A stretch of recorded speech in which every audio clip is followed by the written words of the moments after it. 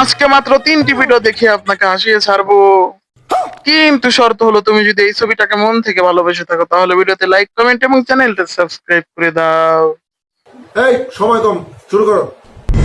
Number 3। फलक तू गरज तू बरस तू धूप में छाँव की ये क्या है? लेकिन ये साला कर क्या रहा है यहाँ पे?